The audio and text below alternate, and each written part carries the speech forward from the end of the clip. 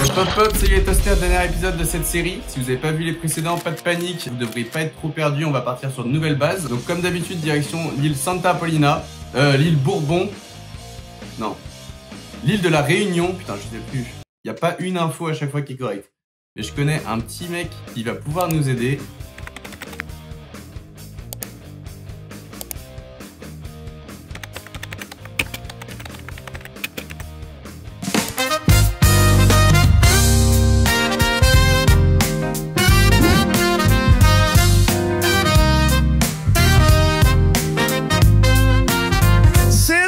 De la hype. Grâce à ce camion, tu deviens moins con, car c'est le camion de la hype. Salut à toi, énorme beau gosse, et bienvenue dans le camion de la hype. Wait a minute. Tea time. Erito. Aujourd'hui, on va parler de l'île de la Réunion. Mais pas n'importe comment, mon garçon. On va parler de ces nombreuses identités qui ont changé plusieurs fois au fil des siècles. Comme un malfrat qui voudrait échapper à la patte patrouille. Pour commencer cette histoire complètement loufoque, le premier nom qu'on connaît, c'est Dinamo Gabin. Ce nom vient des navigateurs arabes qui passaient par là au XIIe siècle. Ce nom vient du fait que Dina signifie île et Mogabin veut dire de l'ouest. En gros, c'était l'île de l'ouest parce qu'elle était située à l'ouest de la route maritime. Malin ce gars-là. Ensuite, en 1507, les Portugais débarquent et, comme à leur habitude, ils donnent un nouveau nom. Et là, ça sera Santa Apollonia. Pourquoi? Parce qu'ils auraient accosté le 9 février, jour de la Sainte Apolline. Mais bon, ils ne sont pas restés longtemps, juste le temps de planter un drapeau et goûter le rhum charrette. Bon, maintenant accroche-toi parce que l'île va changer de nom comme on change de caleçon. C'est-à-dire plusieurs fois, mais toujours avec modération. Au XVIIe siècle, elle devient Pearl Island, en référence à un navigateur anglais. Ensuite, Mascarenas, pour un Hollandais. Puis en 1613, un certain Blackwell la rebaptise England Forest. En mode tiens, ça me rappelle chez moi. Le mec était complètement crazy frog. Après, ce sont les Français qui prennent le relais. En 1649, elle est rebaptisée Île Bourbon en hommage au whisky. Bon, c'est faux, je dois l'admettre. C'est un hommage à la dynastie régnante en France à l'époque. En 1793, paf! La Révolution française débarque et a fini le nom de King. L'île devient officiellement l'île de la Réunion, en hommage à la Réunion des fédérés marseillais et des gardes nationaux parisiens lors de la prise du palais des Tuileries. Bon, ensuite c'est le bazar. Le bon Napoléon arrive au pouvoir et en 1806, ce mégalo la renomme l'île Bonaparte. Sauf qu'en 1810, les Anglais débarquent, prennent l'île et remettent l'ancien nom, l'île Bourbon, en référence au whisky. Bon, toujours pas, mais j'adore cette blague. Finalement, en 1848, la Seconde République met un terme définitif à la monarchie en France. L'île reprend son nom révolutionnaire, Réunion, mais surtout, elle va enfin appliquer l'abolition de l'esclavage. Depuis, plus de changements. Enfin, pour le moment. C'est le camion de la hype. Grâce à ce camion, tu deviens moins con, car... Oh, aujourd'hui on part au Mafat. C'est un cirque en fait qui est inaccessible en voiture. Donc là on part de Saint-Pierre, on a 2h45 de route, on doit faire tout le tour de l'île, enfin tout le tour de la moitié de l'île. On passe par le cirque de Salazie, on rentre dans le cirque et ensuite on doit monter une montagne. Je sais pas si on la monte en voiture, normalement on la monte en voiture de ce qu'on a vu. Donc on arrive au col des Bœufs et après le col des Bœufs on descend dans le cirque, on arrive à la Nouvelle et ensuite on doit marcher 3 heures de plus pour arriver dans des tentes qu'on a réservées en plein milieu du cirque, en plein milieu d'une forêt. Donc au total, on a 2h45 de route en voiture et ensuite 5 à 6 heures de marche. Mais après, normalement, on est Kwakubieng. On se retrouve dans les... Dans la... Bah, pas dans la voiture parce que c'est inintéressant. En bas. Non, bah en haut. On se retrouve en haut, au col des Bœufs. Les bons, la dodo, les là. Et c'est parti. On a bien avancé sur le trajet, là il nous reste 33 minutes. Pas dans la voiture parce que c'est inintéressant. Donc petite déception, mais bon c'est pas grave, là on est arrivé à Salazie, je vous mets en image, on a vu le cascade du voile de la mariée et les 7 cascades du mât, si je dis pas de conneries, ça s'appelle comme ça. Et c'est plutôt joli comme arrêt minute, franchement c'est vachement cool. Sur le retour, si on a du temps, on va essayer de s'arrêter dans Salazie pour visiter un minimum, mais là on perd pas d'objectif de vue. Non, on perd pas de vue notre objectif. Direction le Mafat. Et on y est dans 33 minutes au col des Bœufs. Et après, c'est parti pour 6 heures de marche pour le plus grand plaisir de Toastinette. Bienvenue en haut du col des Bœufs. Ouais, c'est le col des Bœufs, le putain de col des Bœufs. C'est pas le col des Bœufs, car c'est le putain de col des Bœufs. Ouais, le col des Bœufs, le putain de col des Bœufs. C'est pas le col des Bœufs, car c'est le putain de col des Bœufs.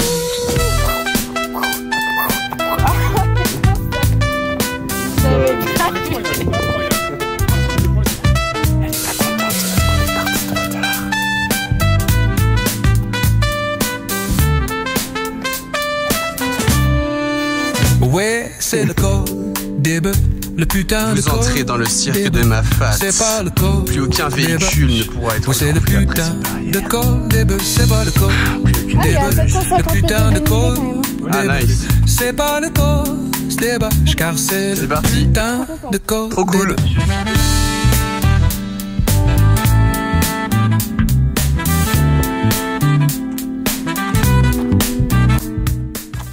Salut les gars, si je dis pas de conneries, là c'est fougères. C'est des fougères qui étaient déjà là à l'époque des dinosaures. Je vais vérifier ça. Alors oui et non, les fougères en fait c'est arrivé il y a environ 360 millions d'années, tandis que les dinosaures il y a 230 millions d'années. Donc oui, les fougères c'est plus vieux que les dinosaures. Mais si t'as bien suivi ma petite série sur la Réunion, tu sais que la Réunion elle est apparue il y a 6 millions d'années.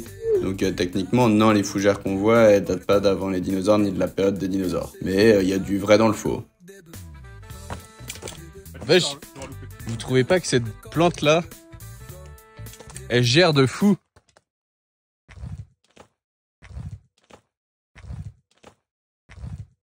Mission de cette rando là, trouver un endormi.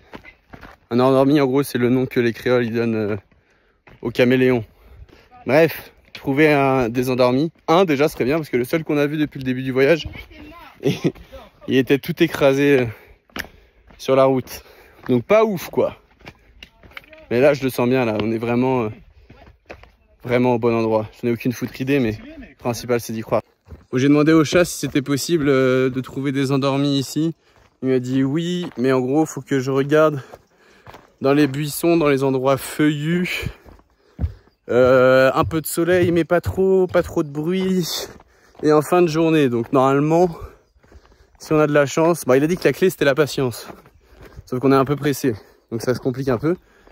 Mais normalement ça devrait le faire, on devait trouver et réussir notre objectif de la journée, enfin nos deux objectifs, arriver à bon port avant 19 h et trouver des endormis. On va tout donner, on continue cette petite balade qui est relativement très tranquille, qui est plutôt plate, donc c'est agréable, en plus il fait pas trop chaud, donc c'est parfait.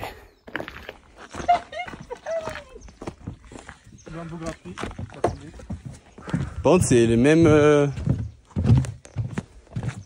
J'ai l'impression que c'est la... Merde, comment on pourrait dire? C'est comme si c'était un patch qu'ils avaient mis à la suite quoi. T'as pont, pierre, caillou, pont, pierre, caillou. Ah oui, c'est un... Pont, pierre, caillou. Un petit biome. Ouais. Minecraft, quoi. Non, pas un biome Minecraft. Moi je pense plus à Trackmania quand t'enchaînes les mêmes suites quoi. Genre checkpoint, route, accélérateur. Hein? Un peu un montage. Ouais, t'as même dit la variante pont. Voilà, on a eu pont, pierre, caillou, pont, pierre, caillou. C'est quoi les différences entre pierre et caillou ou pas? Entre une pierre et un caillou, bah un caillou c'est une petite pierre. Et donc là, après, on a pierre ou caillou? En théorie, là on a pierre et après petit caillou. Pont, pierre, caillou. Et voilà. C'est sur ta casquette, Rachel. C'est vrai ou pas? Oui, On veut voir. là. Ah, c'était une petite araignée. C'est vrai ou pas? Oui, là. Elle est où? On Là, là, là, là, là, là. Ah, Mais là! Mais non, elle est dégueulasse, je le touche pas. mais vas-y, Non, dégage! vraiment pas, arrête. Ah. Ah. On dirait des baobabs en fait. Je me demande si c'est pas des baobabs. Est-ce que c'est des baobabs? Je me demande si ce ne serait pas des baobabs. Nous allons demander tout de suite On à dirait dans Le Petit Prince. lui. Je n'en ai aucune foutre idée et je m'en tamponne le coquillage. Tout ce que je veux savoir, c'est l'histoire de l'esclavagisme à la Réunion. Alors arrête de m'appeler et fais ton taf. Bon, avant de parler des marrons et des engagés, il faut d'abord que je vous introduise l'économie un peu de la Réunion à l'époque. Wop hop hop, nom d'un caribou du Dakota du Sud. Tu ne vas quand même pas lancer un point culture sans l'introduction incroyable du camion de la hype. Non mais oh, tu m'envoies ça tout de suite.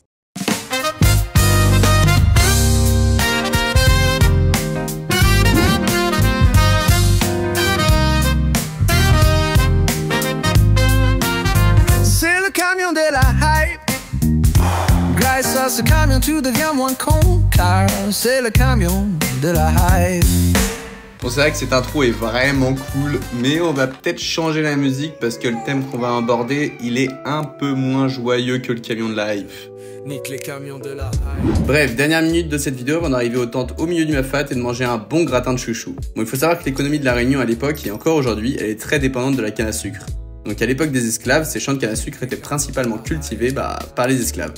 Soumis à des conditions de travail extrêmement dures, les esclaves cherchaient souvent à fuir pour échapper à la répression. Et ces fugitifs qui fuyaient étaient appelés marrons. Ils trouvaient souvent refuge dans des zones géographiques isolées, dont le cirque du Mafat, où on est actuellement. Car grâce à son terrain escarpé et difficilement accessible, la fuite et le fait de se cacher leur étaient favorables. Là-bas, ils pouvaient espérer vivre une existence libre et autonome, loin du contrôle colonial. Ensuite, après l'abolition de l'esclavage, les exploitations sucrières se sont retrouvées sans main-d'œuvre suffisante pour maintenir leur production. Donc, pour y remédier, ils ont fait venir des travailleurs qu'on appelle les engagés. Ces engagés venaient principalement en provenance d'Inde, de Chine, d'Afrique et de Madagascar. Ils leur promettaient richesse et le droit de repartir après leur contrat. Malheureusement, à la fin de ce contrat, ils étaient souvent obligés de rester, que ce soit à cause d'une faible paie qui ne leur permettait pas de repartir, ou tout simplement un gros non de l'employeur. On peut donc appeler ça de l'esclavagisme déguisé ou moderne. Donc cette main-d'œuvre qu'on appelle les engagés venus des quatre coins du monde pour la production notamment du rhum est restée sur l'île. Et tu t'en doutes, cette cohabitation a engendré un métissage qui se manifeste dans divers aspects de la vie réunionnaise, de la langue à la cuisine. Et pour finir, comme on a vu dans l'épisode précédent de cette série, les traits jaunes du drapeau non officiel de la Réunion illustrent ces engagés venus du quatre coins du monde. Et voilà, on repart pour la fin de cette longue rando qui n'est pas près de finir, tu vas voir. Putain, je me suis chié dessus. On sorte les drones et qu'on fasse aller très vite dans le chemin. Putain, elle m'a fait peur la conne. Ah, mais il y en a plein! Ah, mais c'est stylé de ouf. Mais c'est ça les cacas depuis tout à l'heure par terre. Du coup, 45 minutes. C'est cool, c'est tranquille, c'est que de la descente. Mais ça annonce que demain, c'est que de la montée. Et la marche reste toujours tranquille, même si ça commence à descendre de plus en plus. C'est chill. Vous en pensez quoi, à vous? Ça va. Ben, si ça va, on continue. Ouais. Et il reste 30 minutes avant les prochaines 3 heures. Et oui, nous n'avons même pas fait la moitié. Tu es contente? C'était motivant, putain. Je suis motivant, c'est vrai que je suis motivant. Un coach motivation. Mon Dieu, on voit le petit village.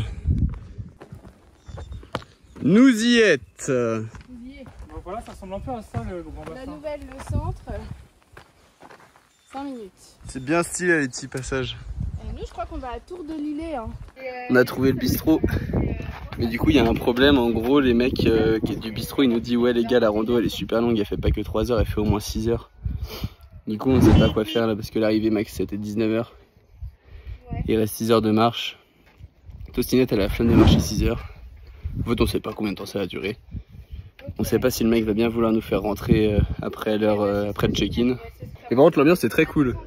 On a l'impression qu'on est au Far West. Genre les mecs qui sont dans le bar, ils nous attendent. Direct ils discutent, c'est convivial, c'est bonne ambiance, ça fait plaisir. Ok, ça marche. Ok. Bon, bah, du coup, Il se passe quoi du coup? du coup, j'ai demandé comment ça se passait au niveau des sentiers. Elle m'a dit bah, vous avez pas le choix, vous êtes obligé de remonter au col des Bœufs et de prendre le sentier scout. Ouais. Donc, déjà, voilà. Et pour les repas, elle nous les garde en barquette au chaud pour ce soir. On peut arriver vers 21h. Ah, donc c'est parti. On passe notre temps dans la gueule. Bon bah voilà, c'est parfait. Non, c'est pas parfait du tout. Mais si, tout se goupille bien. Ouais, Bon, bah, une fois de plus, Nicolas, heureusement qu'hier j'ai dit venez, on prend le sentier scout pour y aller. Non, tu comprends pas. Faut qu'on aille dans un village où il n'y a pas de voiture. Exactement. Parce qu'il est magnifique. Regarde, là t'es pas bien? Non? Non. Bon bah c'est reparti pour la remontée hein. Du coup quand je vous disais que les gens ils étaient gentils ici, bon je me base sur une rencontre, mais en gros le mec il vient de nous dire ouais Appelez-moi quand vous êtes arrivé, vous appelez chez Lolo. Dites-moi si vous êtes bien arrivé. Comme une grand-mère qui s'occupe de ses petits-enfants. Enfin bref, pour le plus grand plaisir de Tostinette, c'est reparti, mais là en remontée. Toujours m'écouter en rando, c'est un truc de zinzin. Ah, il se met à pleuvoir. Depuis... C'est une goutte. C'est ce que j'ai dit déjà. Ok. Depuis le début de la réunion, à chaque fois, j'ai raison sur les randos. J'ai toujours raison. Let's go. La montée elle est moins drôle que la descente. C'est beaucoup moins marrant. Et il fait putain de chaud. J'interviens rapidement pour vous la faire courte. En fait, on est descendu jusqu'en bas du village pour se rendre compte en bas qu'on s'était trompé de sentier. Donc en fait, on remonte tout ce qu'on vient de descendre pour prendre le bon sentier pour enfin arriver là où on était censé arriver. Merci Google Maps. Checkpoint numéro 2 accompli. Là, on repart pour combien déjà? 2h30 de route, mais sur que de la descente. Et après, on nous attend, tout est prêt. Ça sera le moment de chill, donc tout se passe merveilleusement bien. Ouais. Youhou. Moi je serais plus contre à rentrer à la maison là. Non, non, non, c'est mort, c'est mort, c'est mort. Oh non. Ça monte. Ah, ça monte dur là. Mais sur que de la descente. Nous marchons en plein sur la crête de je ne sais pas moins quel piton. Mais c'est beau. Wow. Oh, en vrai, c'est magnifique, surtout là. Ouais. Bon, la nuit elle tombe. Et en théorie, on arrive dans 30 minutes. C'est bon. C'est la pénombre. Il nous reste 1 km. Soit approximativement 20 minutes. Et on n'a toujours pas trouvé d'endormi. C'est introuvable. L'île est à malheur. On va mourir. C'est bon. Bon, on veut pas jouer avec moi. Ça, c'est une entrée de camping qui aspire confiance. C'est crème de lapin. Allez, est-ce qu'on peut y aller? Ouais, bah attends, il y a des chiens qui gueulent. Moi, je suis pas. Allez. Ok, il y a le truc en bas là. Ouais. Ah. Hein?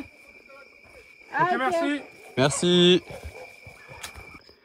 C'est bon, on vient d'arriver dans les tentes. Il y en a une qui est en déprime. Nuit tout, c'est pour ça. Et la petite surprise du chef est que la douche est alimentée par la rivière. C'est-à-dire que l'eau est très froide. Joe la déprime qui n'a pas envie de prendre une douche toute froide. Joe. C'est Joe la déprime. Joe la déprime. Les gars, depuis ce matin, on entend des hélicos qui passent. Et en fait, les mecs, on lui a parlé hier soir, il nous disait que chaque personne a son héliport. Ça, je vais vous montrer la tente en même temps. Chaque type, en gros, il a son héliport, chaque personne a son héliport. Et tous les trucs dont ils ont besoin, ils se les font ramener via hélicoptère. Donc c'est stylé.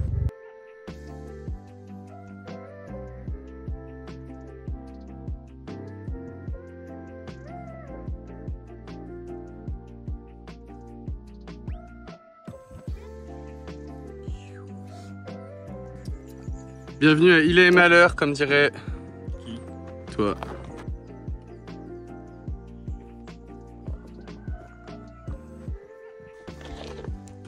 C'est la petite chapelle de Île et Malheur, qui est toute kawaiinée. Bon, ça se fait pas de filmer, mais bon, le lit il est atypique. Je me permets. Ça se fait. On est devant l'école d'Île et Malheur, un peu de pas tout le Mafat, mais des villages avoisinants. Et en gros, la proprio des lieux dans lesquels on a dormi, Elle avait 2 filles et on lui a demandé comment elle faisait justement pour l'école. Et apparemment du coup ils vont dans cette école et il n'y a qu'un prof pour 4 élèves. Donc c'est assez lunaire quand tu viens de la métropole. Et c'est marrant. Au moins ils doivent être un bon suivi pédagogique. Tu dis qu'il fait que 4 Bon bah c'est la fin de cet épisode. Il pleut. On a encore eu de la chance. Bref, on va finir de visiter le village en voiture. On vous laisse des petits plans si c'est intéressant. Si c'est pas intéressant, ce sera directement la fin de la vidéo. On est tout le temps dans le flou perpétuel chez Tartine Voyage. Et puis à la santé et à la prochaine. Ah, attends, je la refais celle-ci. À votre santé. À votre santé, à la prochaine.